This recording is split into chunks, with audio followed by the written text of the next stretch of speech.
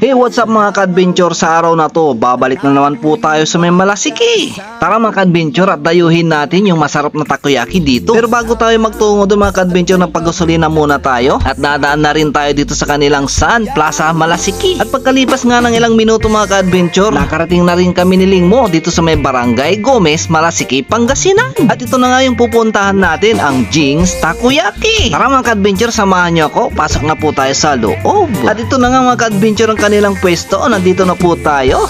Sa pagdating nga natin mga ka-adventure, nakita ko agad yung may-ari ng takoyakis. At siya po'y kasalukuyan nagluluto ng kanyang mga pa-orders. Bukod sa mga walk-in dito kasi mga ka-adventure, marami din silang pa-order through online. Palagi ko kasi itong napapadaan or nakikita sa Facebook, kaya sabi ko, mukhang masarap atang takoyakis dito. Mapuntahan nga at matikman. Sino nga mga ka-adventure, andito na tayo. O, diba? Ang bilis ano?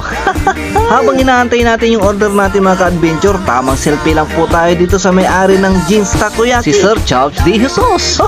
Shout out po sa inyo sir. At ito na nga mga ka-adventure, tinitimplahan na nila yung ating orders. Abay natatakam na ako mga ka-adventure. Wow, napakasarap nito mga ka-adventure oh. Mainit-init pa. Tsaka ang lambot-lambot. Kaya hindi na natin yan palalagpasin yan mga ka-adventure. Kainan na!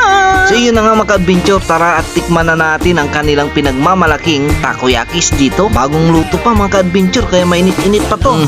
Unang kagat, takoyaki agad. Mapapasana all ka na lang eh. Sana all. Pero tika mga ka-adventure, hindi ko agad manguya.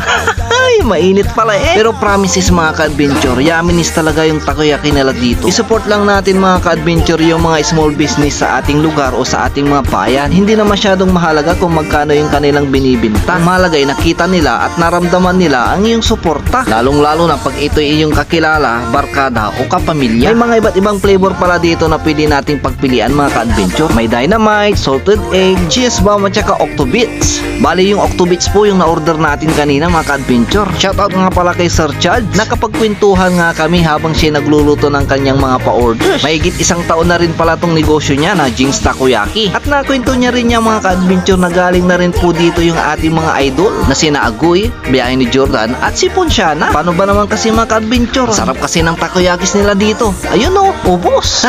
Ay, busog na naman tayo mga ka-adventure. Solve na naman mga ka-adventure. Awa! Sino nga mga ka-adventure, dahil sa masarap yung takoyakis nila dito, order na rin tayo ng pang-take out para matikman din ni Adventure's wife at saka si Adventure's mom. For any orders and inquiries, pwede nyo silang i-follow sa kanilang Facebook page na Jing's Takoyaki. Andyan na rin po yung kanilang contact number. Nakalagpas mo ng bayan ng Malasiki sa may Barangay Gomez. Harapan lang po to ng bintahan ng Motoposh Motorcycle. So yun ang mga ka-adventure, pauwi na po tayo. Nadaan tayo dito sa may CSI Market Malasiki. At nadaan na rin tayo dito sa may palengke. Bumili na rin po tayo ng mangga kay kuya. At syempre bumili na rin ako ng sisig ng panghapunan. At habang tayo natambay dito sa pwesto ng ating kumpare, may nakakilala sa atin, mga taga Bacunda West Malasiki. Hello, shout out po sa inyo. Maraming salamat sa suporta.